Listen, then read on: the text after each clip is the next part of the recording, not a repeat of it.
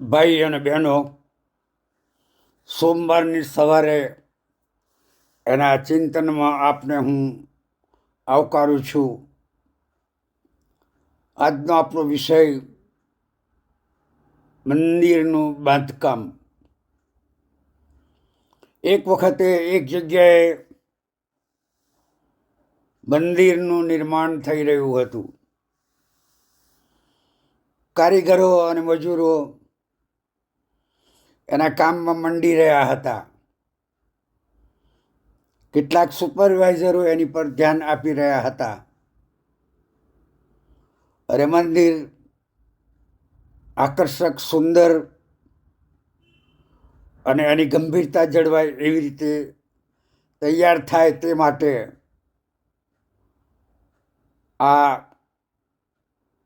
નિર્માતાઓ કાળજીપૂર્વક કામ કરી રહ્યા હતા.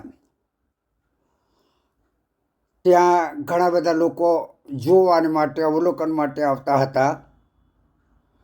એમાં એક ચિંતક અને ભજનિક ખાસ ભાવથી ત્યાં આવ્યા.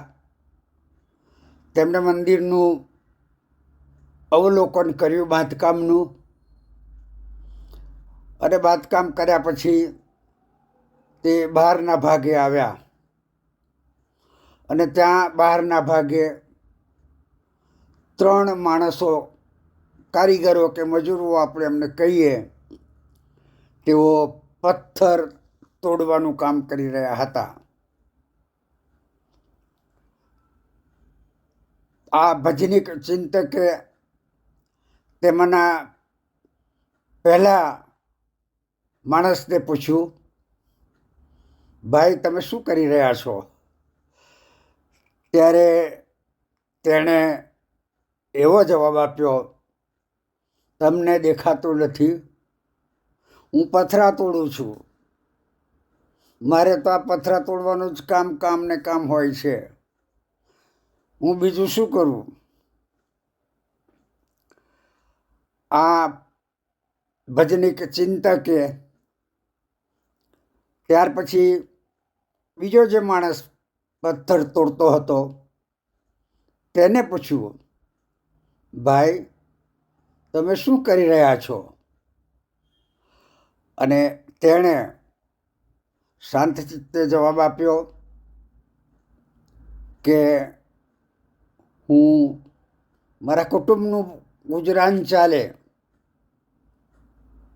તે માટે, કમાણી મેળવવાનું, સારું આવક મેળવવાને માટે હું આ પથ્થર તોડવાનું કામ કરી રહ્યો છું. અને ભજનીકે એને કહ્યું કે તમે સારું કામ કરી રહ્યા છો. ત્યાર પછી તેણે ત્રીજી વ્યક્તિને પૂછ્યું કે ભાઈ, તમે શું કરી રહ્યા છો? અને આ ત્રીજો માણસ એ ખૂબ કાળજીથી, ધ્યાન દઈને, ખંતથી અને ચીવટથી પોતાનું કામ કરી રહ્યો હતો. તેણે જવાબ આપ્યો, સાહેબ, હું મંદિર બનાવી રહ્યો છું.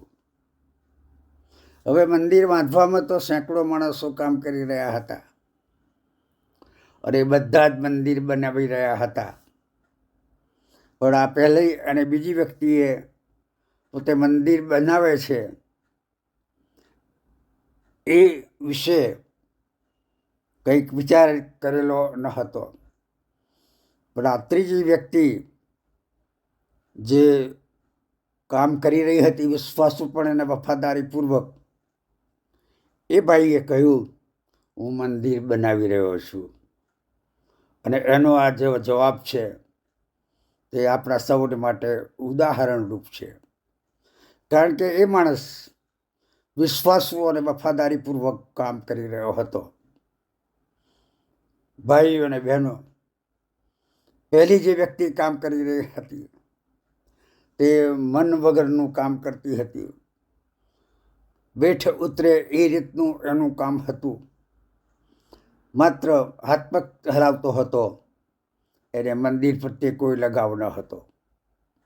બીજી જે વ્યક્તિ હતી એને મંદિર પ્રત્યે માન તો હતું, પણ એ વ્યક્તિ ગુજરાન ચલાવવા માટે, આવક શોધવાનું માટે આ પથ્થર તોડે છે એવું કહેતા એ ફક્ત શરીર અને મનનો ઉપયોગ કરતો હતો. પણ ત્રીજી વ્યક્તિમાં એક પરિબળનો વધારો થાય છે. એ શરીરથી કામ કરતો હતો, એ મનથી કામ કરતો હતો, અને એની સાથે એ હૃદયથી કામ કરતો હતો. હૃદય રેડીને એ પોતાની જવાબદારી નિષ્ઠાપૂર્વક અદા કરી રહ્યો હતો. અને આ તો કામની સેવાની સાચી રીત છે. ભાઈઓ અને બહેનો, જે કંઈ કામ હાથ લાગે તે આપણે મન લગાડીને, અહીં મન એટલે હૃદય પણ અર્થ થાય છે, કરીએ. આપણે આપણા કામમાં, સુવાર્તાના અને બીજા કામોમાં તનથી, મનથી અને હૃદયથી કામ કરીએ. એ આપણી પવિત્ર ફરજ બની રહે છે. ઈશ્વર આપણા કામ અને આપણી સેવાઓ એ રીતે કરવાની માટે આપણી સહાય કરે, આપણને આગળ દોરે, અને આપણે તન, મન અને હૃદયથી પ્રભુની સેવામાં આગળ ને આગળ વધતા રહીએ. સોમવારના ચિંતનમાં આજે આટલું જ. ફરી બીજા ચિંતનમાં આગામી સોમવારે મળીશું. આભાર.